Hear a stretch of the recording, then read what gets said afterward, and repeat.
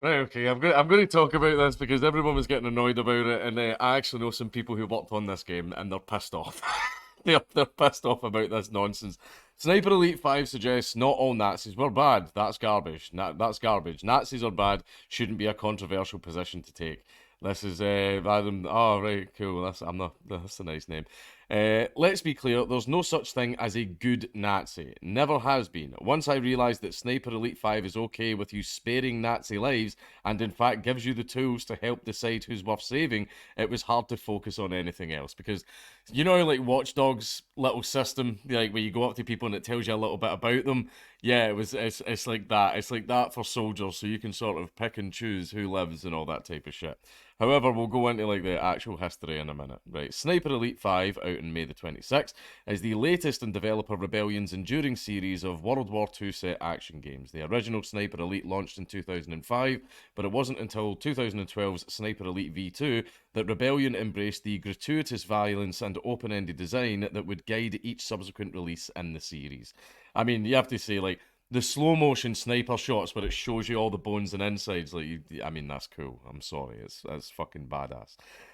Each one on its own is a marvelously satisfying Nazi murder simulator where you're regularly treated to slow motion X ray vision views of your bullets tearing through their targets' bodies. But Sniper Elite 5 takes the extra troubling step of baking in mechanisms that work to humanize the Nazi forces arrayed against you, and it sucks. It just plain sucks. I mean, I think dehumanizing anyone is a little bit of an issue, right? I mean, isn't that something that we're sort of taught to try and see the good in at least everyone and then try and reach in to find that good to make it come out and make them change as a person? Or should we just put a bullet in all their heads, It's like, I mean, be respectful, let your enemy, if your enemy slaps one cheek, let them gas the other. So much so that I decided to put the game down about halfway through the campaign. The long arc of Sniper Elite 5's plot is immaterial to the issue that's made continued progress such a chore for me. The latest sequel's problematic addition of non-lethal approaches to combat and the way players are incentivized to use them is evident right from the start. If you're not familiar with the series, it's helpful to think of Sniper Elite in its current form as a World War II spin on the Hitman series. Just like IO's interactive lush murder mousetrap, Sniper Elite 5 drops players into large, open maps deep behind enemy lines in 1940s Europe. Mission objectives are flexible, bending and shifting as you scour each map for intel, and the whole world is a sniper's playground. It's the kind of game that is commonly referred to as a sandbox. You're in a big world and you have things that need to get done there, but the specific steps you take to complete a given mission are up to you. I mean, this all sounds bloody amazing so far. Being able to take a non-lethal approach makes it possible for expert players to complete a Sniper Elite 5 level with no alarms raised and no one killed other than the target, a nod to Hitman's difficult silent assassin challenges. The problem here is we're talking about Nazis, wretched villains of our modern history. I don't have any interest whatsoever in saving Nazis, let alone the game that manufactures reasons to do so. Well, because there's non-lethal approaches in missions. Do you know? Well, here's this cool thing, right? This is the good thing. Like you said, it's a sandbox game. You can just go in and kill them all anyway. Do you know that? Do you know that? That's something you can do. You can just do it. If you don't want to do that, oh, it's the beauty of video games. You don't have to. That's Video games are your world. You can play them whatever way you want. You don't have to do that. In fact, I make it a personal challenge in any given Sniper Elite level to wipe every Nazi off the map before I move to the next mission. It's a small act of emotional catharsis that has always felt like to me the reason people tend to enjoy World War II set shooting games. It's downright satisfying to obliterate Nazis. We get it, you don't like Nazis. Being able to knock out foes using your hands or special purpose ammunition in any hostile encounter complicates that fundamental appeal, especially since players are incentivized to use the new tools. You level up as you play Sniper Elite 5, earning skill points that are spent to upgrade various abilities and improve your virtual soldier survivability. That progression is powered in part by unlockable medals that you earn passively, say for knocking a certain number of Nazis unconscious. Like, oh my god, this is all standard gameplay stuff. This is all standard stuff like you would get in any game. There are plenty of other ways to level up, including a long list of medals that have nothing to do with the non-lethal gameplay, so those less than fatal tools and actions can be safely ignored without impeding your progress. Wow, sounds like they're not a problem at all then. It's hard to set aside the fact that they exist though, oh my god. especially given the justification Rebellion has offered for including them in the first place. When I went looking for some kind of explanation, explain yourself, explain yourself. Like, fucking, you can play the game whatever way you want, mate. As to why Nazi Murder Simulator would introduce a feature which immediately undermines the series' signature kill cams, I came across this video from a YouTuber called the Hidden Object Guru. It notably includes an explanation from Rebellion head of design Jordan Woodward, alongside the video creator's own incredibly well-articulated breakdown of the issues I'm grappling with here. I'm not going to watch that. I mean, I'm happy for you, or I'm sorry, I guess, but I'm not watching all of that. According to Woodward, the addition of non-lethal tools is all about offering choice to the player and getting them to think about every decision they make in the game. He continues with what is initially a rather dry and matter-of-fact justification. Some players do like to clear the entire map, but there are also those who prefer to limit their kills, focusing only on the major target. So in that sense, non-lethal tools used to spare virtual Nazi lives are about filling up the sandbox with more ways to play. Yeah, that's completely fine. I can understand that design approach, and also it's so that you don't set off any alarms. Even if I don't agree with it here, games like Hitman have the ability to provide wonderfully unique player-authored experiences. The latest Sniper Elite releases have moved in the same direction as Rebellion has grown more confident crafting an engaging and multifaceted video game sandbox. But there's a profoundly upsetting dissonance in the way non-lethal mechanics clash here with the emotional resonance of a Nazi murder simulator. It feels good to kill Nazis, and it feels bad to spare their lives. It's a gamified catharsis. Fuck's sake, man. Then kill them. Like, that's you can do that in the game. It's a video game. Like, I'm going to stop saying that. It's just that, yeah. Other people might want to play it that way. Okay, other people might want to play it. You know, if it's not for you, uninstall the game. Don't play it then. That's fine. Just get a refund on Steam. Rebellion's own explanation goes on to clarify that disconnect, but the substance is deeply disappointing. One of the things that makes Sniper Elite unique is that once you have focused on an AI character, you get a small synopsis about them and their life, Woodward explained in his email to the Hidden Object Guru. The content of these may also affect someone's decision to kill or pacify. He's talking here about a feature flourish that actually predates Sniper Elite 5. When you spy an enemy through a sniper scope or binoculars and keep the crosshairs trained there for a few seconds, basic vitals and a line or two of biographical info pops up on the screen. It is definitely weird to see the occasional sympathetic Nazi in Sniper Elite 4, where the feature first popped up, but as the Hidden Object Guru notes in his video, those Nazis were still threats that you could only deal with one way: bloody murder. Woodward argues that Sniper Elite 5 takes a step forward from that idea by arming players with raw personal details about the Nazis they're targeting that could sway them away from pulling the trigger. I'm going to be super clear about this next bit because it's important. Don't humanize Nazis in your gratuitously violent action game, ever. It's mind-boggling that this even needs to be said. Authenticity isn't the issue here. I'm not suggesting that we should overlook the reality or that people were conscripted into Adolf Hitler's service, which they absolutely were, and the complexities that play out at the individual level as a result. But there is a time and place for such considerations, and the video game series whose core hook is graphically murder tons of Nazis ain't it.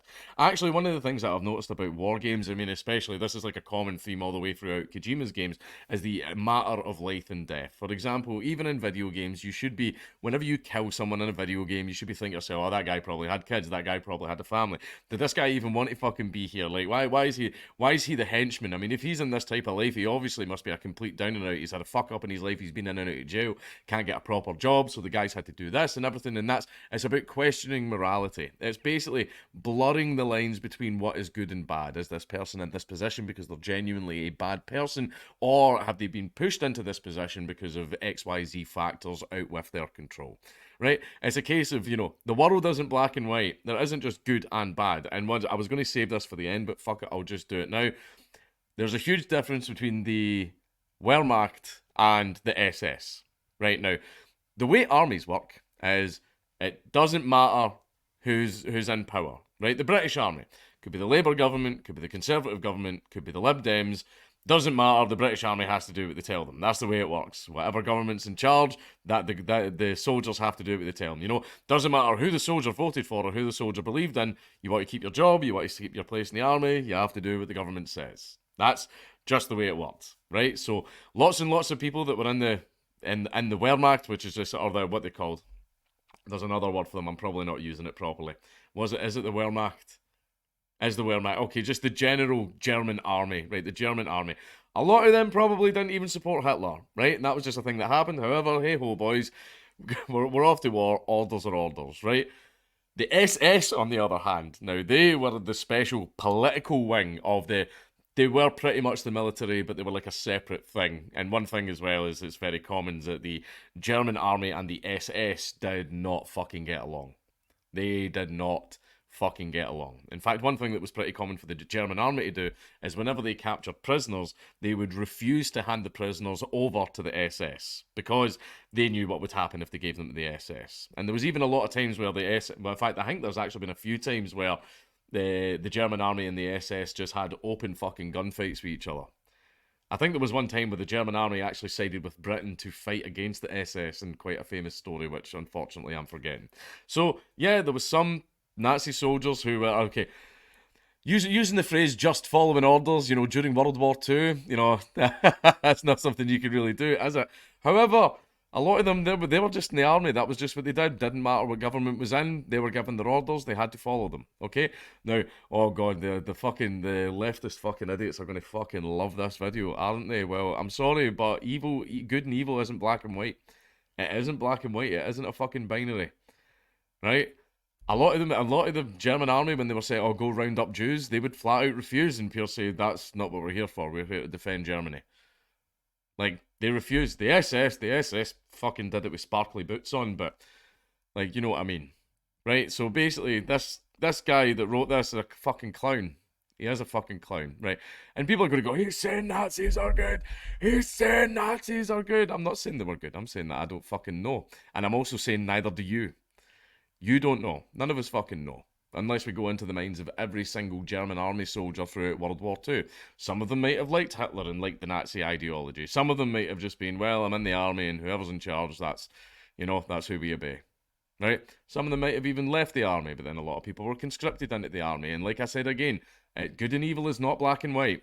Good and evil is not fucking black and white. And another thing that games are supposed to do is inspire emotion in you. As it's clearly done, right? Games are a form of art. The purpose of art is to inspire an emotion from a player. It's also to make you question certain moral things, right? Just because this guy has a grey uniform on with a little iron cross in it, does that mean I should instantly kill him? And everyone always goes, oh, Nazi, boom, right away. But then this game likes to fuck with you a little bit. It actually makes you reach down into that little thing called your morality, and you start asking yourself some questions. Is it right for me to do this? Right? That's another thing it's supposed to do, is to make you think about certain concepts, and that's just the concept it was exploring here. However, the game at its heart, it is just a Nazi murder simulator, right? That is the point of it. But then the game's also thrown that little thing at you just to make you question a few things, make you see things in a deeper light that maybe you wouldn't have saw it before.